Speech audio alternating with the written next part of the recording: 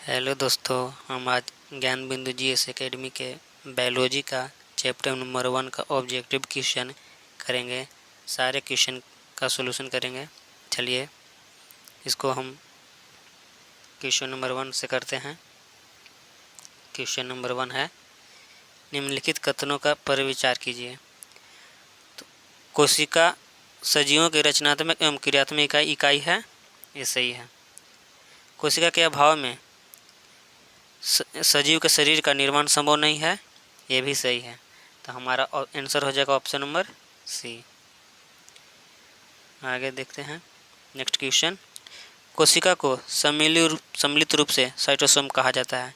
कोशिका के किस भाग को सम्मिलित रूप से साइटोसोम कहा जाता है? तो इन सभी हो जाएगा इसमें। नेक्स्ट क्वेश्चन, साइटोसोम के अंतर्गत निम्नलिखित कौन सी शामिल नहीं है? तो इसमें हो जाएगा केंद्रक। इसमें केंद्रक शामिल नहीं है। क्वेश्चन नंबर नेक्स्ट, कोशिका द्रव में स्थित जीवित रचना जिसमें बढ़ने तथा विभाजन की क्षमता होती है उसे क्या कहते हैं? उसे ऑर्गेनॉइड्स कहते हैं। उसे क्या कहते हैं? ऑर्गेनॉइड्स कहते हैं। चलिए नेक्स्ट क्वेश्चन, निम्न में से कौन सी कोशिकीय रचना ऑर्गेनॉइड्स नहीं है? इसमें हो जाएगा रसधानियाँ। रसधानियाँ ऑर्गेनॉइड्स नहीं है।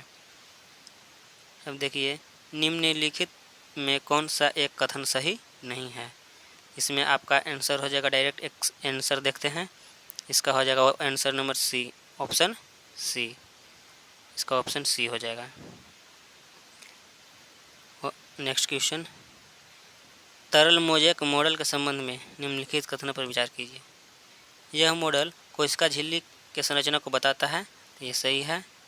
यह मॉडल सिंगर तथा निकलसन के द्वारा प्रस्तुत किया गया है, ये भी सही है। और इस मॉडल के अनुसार कोशिका झिल्ली की संरचना में दो फास्फोलिपिड अणुओं के परतों के बीच में गोलाकार प्रोटीन रहता है, ये भी सही है। तो आपका इसका तीनों का तीनों आंसर सही हो जाएगा। चलिए नेक्स्ट क्वेश्चन, कोशिका का कौन सा भाग माइक्रोविलाई, सिलिया तथा फ्लैजिला जैसी संरचना का निर्माण करता है? तो 8 का आंसर हो जाएगा कोशिका झिल्ली। चलिए 9 नंबर हो जाएगा। नेक्स्ट क्वेश्चन, परासरण की क्रिया किसके द्वारा संपन्न होती है? तो ये हो जाएगा 9 का हो जाएगा आपका ए, कोशिका झिल्ली के द्वारा। कोशिका अंगक राइबोसोम के संबंध में कौन सा एक सही नहीं है, यानी कौन सा एक गलत है? तो आपका इसका डायरेक्ट आंसर देखते हैं। इसका हो जाएगा आंसर डी, यानी राइबोसोम तथा लिपिड के बने होते हैं। राइबोसोम प्रोटीन तथा लिपिड के बने होते हैं, ये आपका सही नहीं है। अब 11 नंबर क्वेश्चन देखते हैं। प्रोकैरियोटिक कोशिका में माइटोकॉन्ड्रिया के सदृश कौन सी रचना पाई जाती है जो श्वसन तथा कोशिका विभाजन का कार्य करती है? तो इसमें हो जाएगा आपका मीसोसोम। नेक्स्ट क्वेश्चन, कोशिका के अंदर ग्लाइकोलिपिड व ग्लाइकोप्रोटीन का निर्माण का सक्रिय स्थल कौन है? तो ये हो जाएगा आपका 12 का हो जाएगा सी, गोल्गी का। 13 नंबर देखेंगे।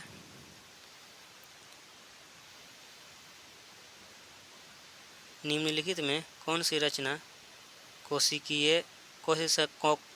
निम्नलिखित में कौन सी संरचना कोशिकीय संरचना परिवहन तंत्र का निर्माण करती है तथा केंद्रक से कोशिका द्रव में आनुवंशिक पदार्थों को ले जाने का पथ बनाती है?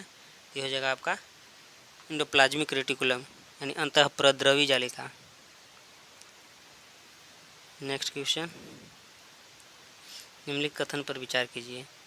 चिकनी अंतःप्रद्रवी जालिका SER प्रोटीन के संश्लेषण तथा स्रवण में भाग लेती है, तो ये आपका हो जाएगा गलत। और खुरदुरी अंतःप्रद्रवी जालिका लिपिड तथा एस्टेरॉयड के संश्लेषण में सहायक होती है, ये भी गलत है। तो आपका इसका आंसर हो जाएगा कौन? डी, न तो वो 1 और न ही 2। कोशिका का अचल संपत्ति किसे कहा जाता है? तो ये जगह न्यूक्लिक अम्ल।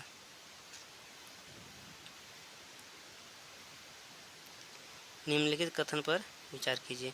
माइटोकॉन्ड्रिया कोशिका में पाए जाने वाला सबसे बड़े अंगक हैं, तो ये आपका हो जाएगा गलत। सबसे बड़ा अंगक कौन होता है? सबसे बड़ा अंगक होता है प्लास्टिड। प्लास्टिड सबसे बड़ा अंगक प्लास्टिड है, ठीक है। और हरित लवक को कोशिका का रसोई घर कहा जाता है। हरित लवक कोशिका का रसोई घर कहा जाता है, ये सही है। गोल्जिकाय को कोशिका के अणुओं का ट्रैफिक कंट्रोल कहा जाता है, ये भी सही है। आपका आंसर हो जाएगा बी, 1 और 2। निम्नलिखित कथन पर विचार कीजिए। डीएनए को आनुवंशिक पदार्थ कहा जाता है, ये आपका हो जाएगा सही। और डीएनए आनुवंशिक पदार्थ है और जीन को आनुवंशिक इकाई कहते हैं, यानी दोनों सही है। तो दोनों सही है, तो हमारा आंसर हो जाएगा दोनों, ऑप्शन नंबर सी। देखेंगे नेक्स्ट क्वेश्चन। कोशिका के अंदर निम्नलिखित में से कौन सा कार्य कोशिका द्वारा नहीं किया जाता है? गोल्जिकाय द्वारा नहीं किया जाता है, तो 18 का हो जाएगा डी। 18 का आंसर हो जाएगा डी। निम्नलिखित में कौन सा विकल्प सम्मिलित नहीं है? पावर हाउस ऑफ कोशिका का पावर हाउस कहा जाता है माइटोकॉन्ड्रिया के। सबसे बड़ा अंगक लवक है। आत्महत्या लाइसोसोम, पैलेडकन, स्फीरोसोम, ये गलत है। पैलेडकन कहा जाता है राइबोसोम को। पैलेडकन राइबोसोम को कहा जाता है। पैलेडकन राइबोसोम है। इसका आंसर हो जाएगा आपका डी। निम्नलिखित में कौन स्वायत्त कोशिकांग नहीं स्वायत्त कोशिकांग है? तो इसमें हो जाएगा स्वायत्त कोशिकांग हो जाएगा आपका, इनमें दोनों हो जाएगा। प्रोकैरियोटिक कोशिका में किस कोशिकांग अंगक का अभाव होता है? किस कोशिका अंगक का अभाव होता है प्रोकैरियोटिक कोशिका में?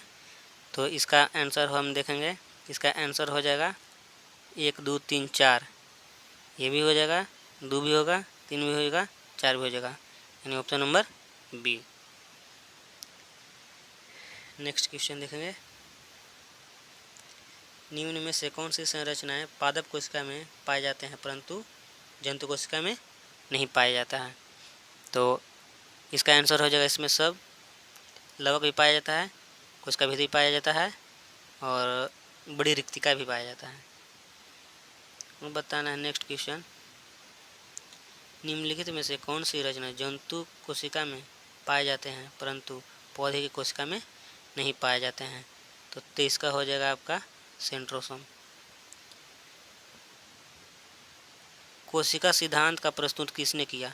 तो कोशिका सिद्धांत का प्रस्तुत किया है, कौन किया है? इसका ऑप्शन हो जाएगा ए, स्लाइडेनोन स्वान। स्लाइडेनोन स्वान ने कोशिका सिद्धांत को प्रस्तुत किया। कोशिका सिद्धांत के अनुसार कोशिका विभाजन में मुख्य सृष्टिकर्ता के रूप में कौन मुख्य भूमिका निभाता है? तो इसमें हो जाएगा आपका केंद्रक हो जाएगा, केंद्रक हो जाएगा। चलिए नेक्स्ट क्वेश्चन बताना है कि अगर नेक्स्ट क्वेश्चन है कि निम्नलिखित में से किस कोशिका अंगक में अंगक से लाइसोसोम बनता है? लाइसोसोम किससे बनता है? तो गोल्जिकाय से बनेगा। निम्नलिखित में से कौन सा कोशिका अंगक अपने डीएनए उपस्थित जीन को सम्मिलित करते हुए इसके स्वयं के प्रोटीन संश्लेषण करता है? तो इसका हो जाएगा 27 का दोनों हो जाएगा, माइटोकॉन्ड्रिया और लवक दोनों।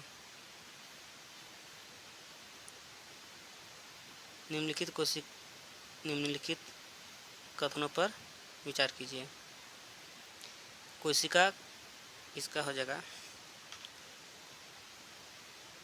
कोशिकीय ऐसी कोशिका जिसमें केंद्रक झिल्ली नहीं होती है एवं वास्तविक केंद्रक नहीं पाया जाता है को प्रोकैरियोटिक कहते हैं, तो ये हो जाएगा आपका सही। वैसी कोशिका जिसमें पूर्ण केंद्रक रूप से वास्तविक तथा विकसित तथा झिल्ली से घिरा होता है को यूकैरियोटिक कोशिका कहते हैं, ये भी सही है। ये ऑप्शन दोनों हो जाएगा।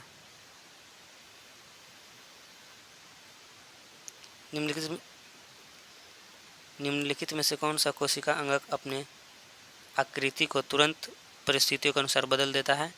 तो यह आपका हो जाएगा माइटोकॉन्ड्रिया। मनुष्य के शरीर में तंत्रिका तंत्र कोशिका है, तो इसमें सबसे बड़ी कोशिका, ऑप्शन नंबर सी हो जाएगा, सबसे बड़ी कोशिका है। एक प्रारूपिक कोशिका के अंतर्गत कौन आता है? एक प्रारूपिक कोशिका के अंतर्गत कौन आता है? तो 31 का हो जाएगा आपका साइटोसोम और केंद्रक। सेंट्रोसोम विशेष रूप से भाग लेता है, सेंट्रोसोम की विशेष रूप से भाग लेता है, ऑप्शन नंबर सी, कोशिका विभाजन में।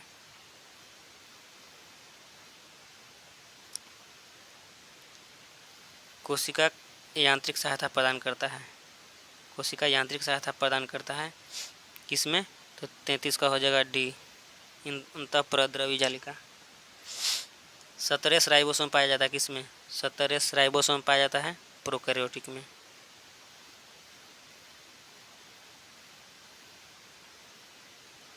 रंगीन लव को क्या कहते हैं? रंगीन लव को कहेंगे क्रोमोप्लास्ट, रंगीन लवण को क्रोमोप्लास्ट कहेंगे। ग्रेनम पाया जाता है, ग्रेनम कहाँ पाया जाता है? तो क्लोरोप्लास्ट में पाया जाता है। प्लाज्मा झिल्ली किससे बनता है? तो प्लाज्मा झिल्ली बनेगा लिपोप्रोटीन से।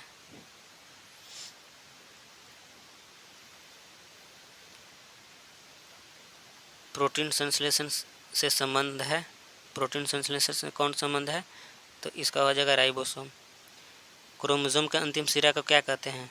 तो क्रोमोसोम के अंतिम सिरा को टेलोमियर कहते हैं। और नेक्स्ट क्वेश्चन, केंद्रक झिल्ली और माइटोकॉन्ड्रिया नहीं होता है किसमें? केंद्रक झिल्ली और माइटोकॉन्ड्रिया नहीं होता है, इसका आंसर हो जाएगा बैक्टीरिया। अंतःप्रद्रवी जालिका केंद्र है किसका? अंतःप्रद्रवी जालिका केंद्र है किसका? तो ये हो जाएगा आपका ऑप्शन नंबर डी, प्रोटीन संश्लेषण का।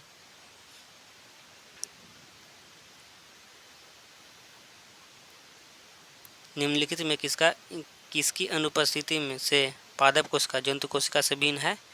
तो इसका हो जाएगा सेंट्रियोल। लाइसोसोम में जमा रहता है पाचक एंजाइम, लाइसोसोम में पाचक एंजाइम रहता है। माइटोकॉन्ड्रिया का दीवार किससे बना होता है? तो माइटोकॉन्ड्रिया का दीवार बनेगा लिपोप्रोटीन से बना होता है।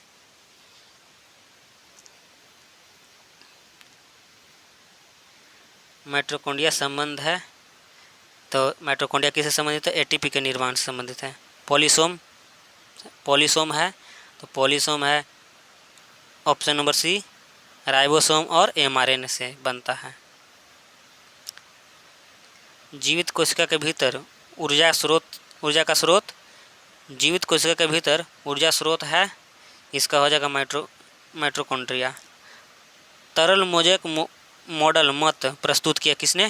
तो इसको सिंगर और निकलसन।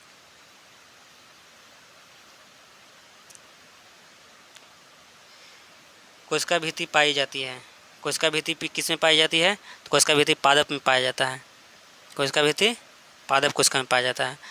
अवर्णीय लवण का मुख्य कार्य क्या है? अवर्णीय लवण का मुख्य कार्य है खाद्य पदार्थों का संचयन करना। हम इसमें जल्दी से देखें, रिवीजन के तौर पर कराया जा रहा है, रिवीजन एक तरह से है। चलिए नेक्स्ट क्वेश्चन, पुरकिंजे ने कोशिका संरचना के किस भाग की खोज किया? तो पुरकिंजे हो जीव द्रव्य का खोज किसने किया? तो पुरकिंजे। जीव द्रव्य सम्मिलित रूप से किससे बना होता है? तो जीव द्रव्य सम्मिलित रूप से ऑप्शन नंबर बी, कोशिका द्रव्य एवं केंद्रक से बना होता है।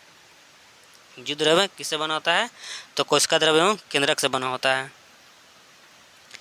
कोशिका झिल्ली किससे बनी होती है? तो कोशिका झिल्ली लिपिड और प्रोटीन दोनों से, यानी लिपोप्रोटीन, इसी को बोलते हैं लिपोप्रोटीन से बना होता है। नेक्स्ट क्वेश्चन, पौधा की कोशिकाओं को संरचनात्मक सुदृढ़ कौन बनाता है? तो इसका 54 का हो जाएगा सेलुलोज। झिल्ली युक्त कोशिकांग में पाया जाता है, किस में पाया जाता है? तो ये हो जाएगा यूकैरियोटिक में। किस प्रकार के झिल्ली नहीं होती है? किसी प्रकार की झिल्ली नहीं होती किस में? तो इसका हो जाएगा 56 का हो जाएगा जीवाणु, यानी बैक्टीरिया। इंडोप्लाज्मिक रेटिकुलम की बाहरी झिल्ली के ऊपर अवस्थित रहते हैं क्या? तो 57 का हो जाएगा राइबोसोम। वसा एवं कोलेस्ट्रॉल संश्लेषण में भाग लेती है, तो ये हो जाएगा चिकनी। नेक्स्ट क्वेश्चन आ जाएगा, नेक्स्ट क्वेश्चन है 57 नहीं 59, राइबोसोम बना होता है। तो राइबोसोम किसका बना होता है? तो आरएनए और प्रोटीन का बना होता है, आरएनए और प्रोटीन का बना होता है। चलिए question number 60, next question, Golgi उपकरण नहीं पाए जाते हैं। गोल्जी उपकरण इनमें सभी में किसी में भी नहीं पाया जाता है। और समांतर नली या सिस्टर्नी के समूह से बनी संरचना को क्या कहते हैं? तो ये हो जाएगा गोल्जी उपकरण। नेक्स्ट क्वेश्चन आ जाएगा, निम्नलिखित कोशिकांग में कौन ईआर संश्लेषित पदार्थ का चयन, रूपांतरण तथा पैकेजिंग कर कोशिका के अंदर या बाहर भेजता है? तो ये हो जाएगा आपका गोल्जी उपकरण हो जाएगा 62 के डी। चलिए नेक्स्ट क्वेश्चन, लाइसोसोम को सर्वप्रथम किसने देखा? तो लाइसोसोम को क्रिश्चियन डी डबे ने देखा, क्रिश्चियन डी डबे ने देखा। जीवाणु एवं वायरस के से रक्षा करने वाला कोशिकांग है कौन? तो इसका हो जाएगा लाइसोसोम। नेक्स्ट क्वेश्चन है, क्रिस्टी कहाँ पाए जाते हैं? तो क्रिस्टी पाया जाता है आपको माइटोकॉन्ड्रिया में। श्वसन से संबंधित एंजाइम मौजूद रहते हैं। श्वसन से संबंधित माइटोकॉन्ड्रियल गुहा मैट्रिक्स में पाया जाता है, माइटोकॉन्ड्रियल गुहा मैट्रिक्स में पाया जाता है। रंगहीन एवं श्वेत प्लास्टिड को क्या कहते हैं? तो इसका हो जाएगा आपका ऑप्शन नंबर सी, ल्यूकोप्लास्ट कहा जाता है। आप अपना भी अपने मन में आंसर बताएं। क्लोरोप्लास्ट के भीतर पाए जाने वाले तरल युक्त गुहा को क्या कहते हैं? तो इसका हो जाएगा आपका ऑप्शन नंबर डी, स्ट्रोमा कहते हैं। कोशिका कल्ला वर्णात्मक पारगम्य होती है क्योंकि यह ऑप्शन में से इस देखना है, इसका ऑप्शन हो जाएगा डी, यह कुछ जीवाणुओं के अंदर या बाहर की ओर संचलन कोशिका में होने देती है, अन्य कोशिका अणुओं से संचलन को रोक दिया जाता है। चलिए नेक्स्ट क्वेश्चन आ जाएगा, न्यूक्लिक अम्ल के बाहर डीएनए कहाँ मिलता है? तो न्यूक्लिक अम्ल के बाहर डीएनए आपको मिल जाएगा माइटोकॉन्ड्रिया में, ऑप्शन नंबर सी। निम्नलिखित में से पोषकों में से कौन सा एक पौधे की कोशिका भित्ति का एक संरचनात्मक घटक है? तो इसका हो जाएगा कैल्शियम। निम्नलिखित कोशिका अंगकों में कौन सा एक अर्धपारगम्य है? तो अर्धपारगम्य क्या हो जाएगा? तो इसका कोशिका झिल्ली और प्लाज्मा झिल्ली दोनों।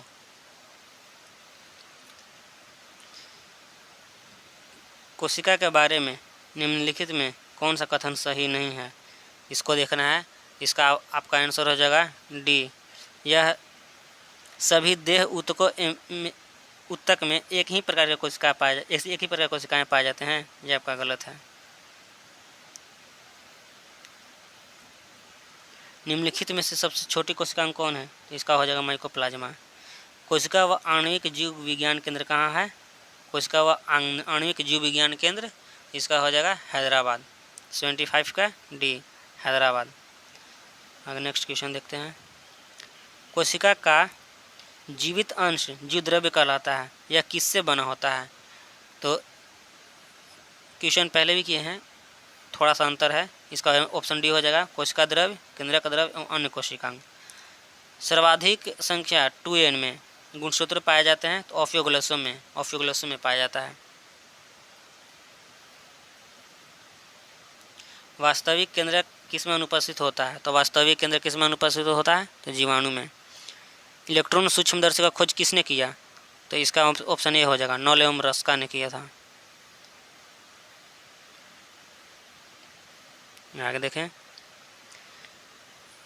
अंतःप्रद्रवी जालिका की खोज किसने किया? तो इसका हो जाएगा पोटर। अंतःप्रद्रवी जालिका खोज कौन किया था? पोटर। और नेक्स्ट क्वेश्चन, गुणसूत्र शब्द प्रदान किया, तो इसका हो जाएगा बी, वाल्डेयर। कोशिका को एक निश्चित रूप प्रदान करती है, तो कोशिका कौन एक निश्चित रूप प्रदान करती है? तो कोशिका झिल्ली। नेक्स्ट क्वेश्चन,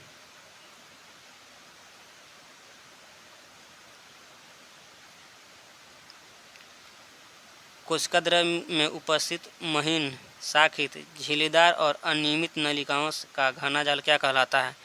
तो इसका आंसर हो जाएगा अंतःप्रद्रव्य जालिका। प्रोटीन निर्माण का सक्रिय स्थल, नेक्स्ट क्वेश्चन, प्रोटीन निर्माण का सक्रिय स्थल कौन है? तो ये तो राइबोसोम हो जाएगा, ऑप्शन नंबर बी। कौन कोशिकांग केवल पादप कोशिका में ही पाया जाता है?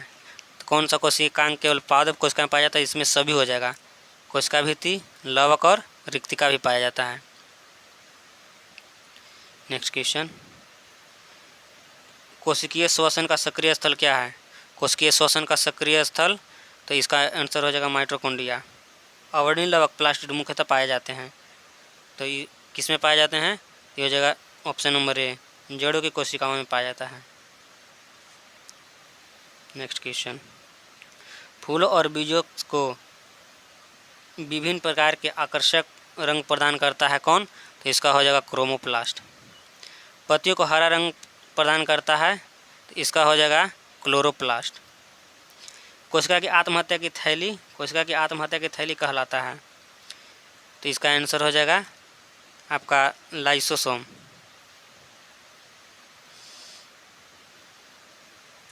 लाइसोसोम में पाए जाने वाला वह एंजाइम जिसमें जीव द्रव्य को घुला देने या नष्ट कर देने की क्षमता होती है क्या कहलाता है? तो इसको कहते हैं हाइड्रोलाइटिक एंजाइम। नेक्स्ट क्वेश्चन, पादप कोशिका में पादप कोशिकाओं का सबसे बाहरी आवरण क्या कहलाता है? तो पादप कोशिकाओं का सबसे बाहरी आवरण कोशिका भित्ति, ऑप्शन नंबर बी, कोशिका भित्ति कहलाता है। कोशिका में प्रोटीन संश्लेषण कहाँ होता है? प्रोटीन संश्लेषण इसमें हो जाएगा राइबोसोम में, ऑप्शन नंबर बी। निम्नलिखित में कौन सा सबसे बड़ा कोशिकांग है? तो सबसे बड़ा कोशिकांग यह है प्लास्टिड। प्लास्टिड हो जाएगा, प्लास्टिड, प्लास्टिड, प्लास्टिक लिखा गया है, प्लास्टिड होगा। कोशिका का ऊर्जा गृह किसे कहा जाता है? तो ये हो जाएगा माइटोकॉन्ड्रिया को। यदि माइटोकॉन्ड्रिया काम करना बंद कर दे तो कोशिका में कौन सा कार्य नहीं होगा? तो कोशिका में कौन सा कार्य नहीं होगा? तो भोजन का ऑक्सीकरण नहीं हो पाएगा। कोशिका में राइबोसोम की अनुपस्थिति में कौन सा कार्य संपादित नहीं होगा? तो इससे कौन होगा? तो 97 का हो जाएगा प्रोटीन संश्लेषण नहीं होगा। नेक्स्ट क्वेश्चन, कौन सा संरचना जंतु कोशिका को वनस्पति कोशिका से में विभेदित करती है? जंतु कोशिका को वनस्पति कोशिका से विभेदित करती है, इसको हो जाएगा सेंट्रियोल। नेक्स्ट क्वेश्चन, सेल नाम किस जीव वैज्ञानिक ने सर्वप्रथम दिया था? तो 99 का हो जाएगा रॉबर्ट हुक। न्यूक्लिक अम्ल की खोज सर्वप्रथम किसने किया? तो न्यूक्लिक अम्ल का खोज किया था रॉबर्ट ब्राउन ने। न्यूक्लियस का खोज किसने किया? तो रॉबर्ट ब्राउन। डीएनए द्विहेलिक्स प्रारूप को पहली बार किसने प्रस्तावित किया था? तो डीएनए को हो जाएगा, इसका हो जाएगा वाटसन और क्रिक। जीव द्रव्य जीवन का भौतिक आधार है, यह कथन किसका है? यह हक्सले का है। आगे नेक्स्ट क्वेश्चन,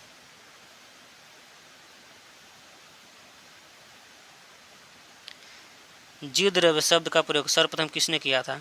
जीव द्रव्य का खोज किसने किया? तो जीव द्रव्य का खोज किया है पुरकिंजे। जीव द्रव्य का खोज किसने किया? तो पुरकिंजे। माइटोकॉन्ड्रिया किसमें अनुपस्थित होता है? तो माइटोकॉन्ड्रिया किसमें अनुपस्थित होता है? तो जीवाणु में। माइटोकॉन्ड्रिया का भीतरी वलन कहलाता है, तो भीतरी वलन क्या कहलाता है? तो भीतरी वलन क्रिस्टी कहलाता है। कोशिका भित्ति होती है, कोशिका भित्ति क्या होती है? तो कोशिका भित्ति होती है पारगम में होती है। नेक्स्ट क्वेश्चन, लाइसोसोम कार्य करते हैं अंतःकोशिकीय पाचन में। कौन सा अंगक प्रायः जंतु कोशिका में उपस्थित नहीं होता है? तो 108 का हो जाएगा लवक। प्रोग्राम डेथ सेल का कोशिका एवं आणविक नियंत्रण क्या कहलाता है? तो ये कहलाता है एपोप्टोसिस। एपोप्टोसिस कहलाता है। नेक्स्ट क्वेश्चन,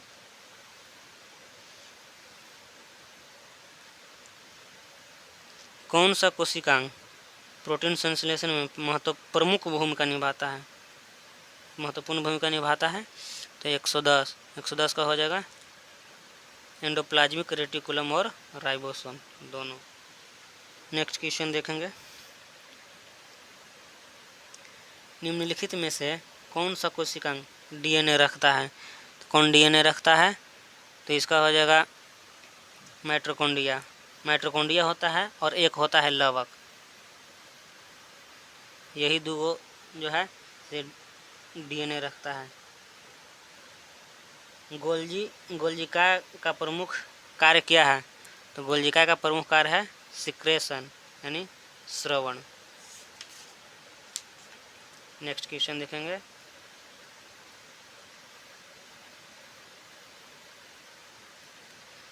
किसकी उपस्थिति के कारण किसी पादप कोशिका और पशु कोशिका में अंतर पाया जाता है? तो यह हो जाएगा क्लोरोप्लास्ट और ये भी हो जाएगा कोशिका भी थी, दोनों हो जाएगा। नेक्स्ट क्वेश्चन, निम्नलिखित में से किसने यह मूल अवधारणा प्रस्तुत की थी कि सभी जीव कोशिकाओं से बने होते हैं? तो इसका हो जाएगा स्लाइडेन हो जाएगा, लाइडेन निकला, स्लाइडेन और स्वान यानी 2 और 4, इसका डी आंसर हो जाएगा। नेक्स्ट क्वेश्चन देखेंगे, 80% से अधिक सेल यानी कोशिका किसमें पाया जाने वाला पदार्थ क्या है कोशिका में सबसे ज़्यादा? तो इसमें हो जाएगा 15 का हो जाएगा जल। आप भी क्वेश्चन पढ़िए और उसका आंसर बताइए। नेक्स्ट क्वेश्चन, परासरण की परिभाषा क्या है? तो परासरण की परिभाषा हो जाएगा आपका ऑप्शन नंबर सी, अर्धपरगम में कला से होकर कम से अधिक सांद्रता की ओर विलायक का प्रवाह। नेक्स्ट क्वेश्चन, अधिक लवण वाले विलयन में एक कोशिका को रखने पर वह सिकुड़ जाती है, क्योंकि यह ऑप्शन इसका हो जाएगा ऑप्शन बी, जल बाह्य परासरण द्वारा बाहर निकल जाता है। अब नेक्स्ट क्वेश्चन,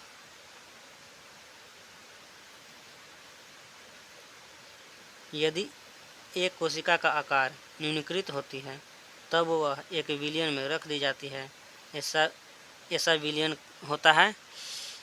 तो इसका आंसर हो जाएगा हाइपरटोनिक। एक कोशिका आयतन में बढ़ती है जब यह रखी जाती है किसमें? तो ये रखी जाएगी, इसका आंसर हो जाएगा सी, अल्प पराश्रयी विलयन में। नेक्स्ट क्वेश्चन, बीज फूलते हैं जब जल में रखे जाते हैं, तो इसका हो जाएगा अंतःशोषण के कारण, ऑप्शन नंबर बी।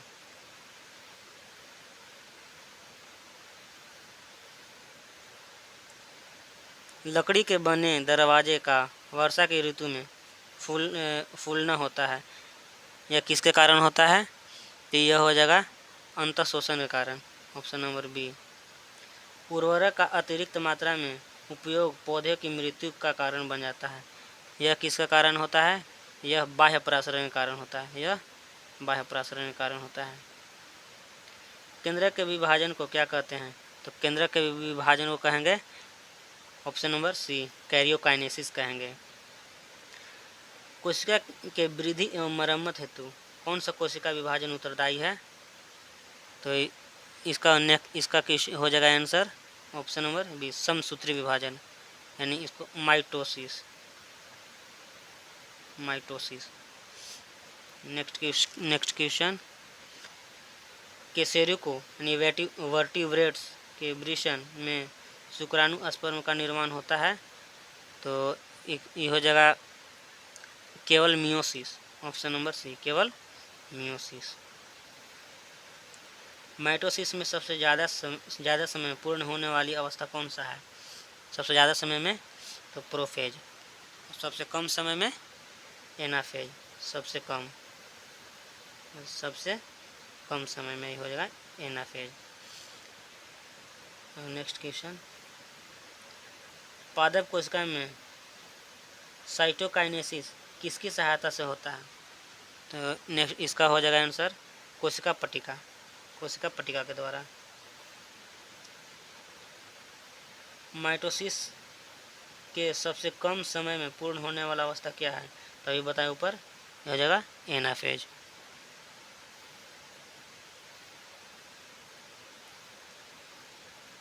एक कोशिका के माइटोसिस द्वारा कितने बार विभाजन से 256 कोशिकाएं बनेगी? तो इसका हो जाएगा 8।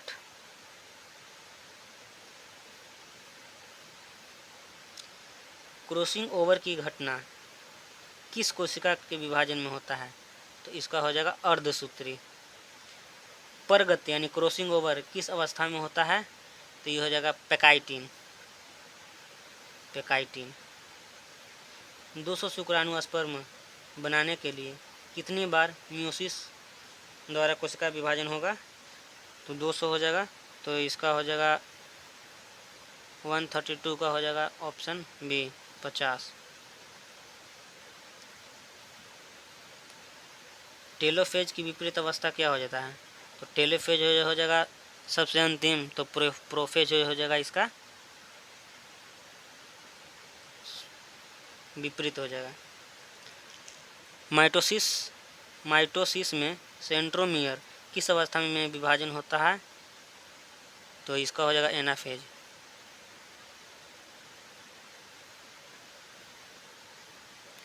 निम्नलिखित कथन पर विचार कीजिए। इसको देखना है, देखिए।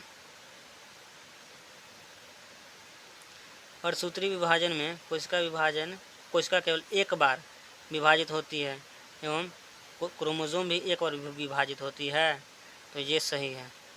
अर्धसूत्री विभाजन में कोशिका 2 बार विभाजित होती है एवं क्रोमोसोम भी 2 बार विभाजित होती है, ये भी सही है, यानी दोनों का दोनों ऑप्शन सही है। निम्नलिखित में से किस कोशिकीय संरचना की खोज फोंटाना ने किया है? तो फोंटाना किसका खोज किया है? तो केंद्रिका का खोज किया है। फोंटाना किसका खोज किया है? तो केंद्रिका का खोज किया है। चलिए लास्ट क्वेश्चन है, प्राणी के जीवन इतिहास में समसूत्री विभाजन का कार्य निम्न है, क्या है? तो इसमें उपरोक्त सभी हो जाएगा। एक कोश के जीवों में प्रजनन, बहुकोश के जीवों में वृद्धि और क्षतिग्रस्त ऊतकों की मरम्मत। चलिए क्वेश्चन समाप्त हो गया, और नेक्स्ट बार चैप्टर नंबर 2 का हो जाएगा। देखने के लिए धन्यवाद।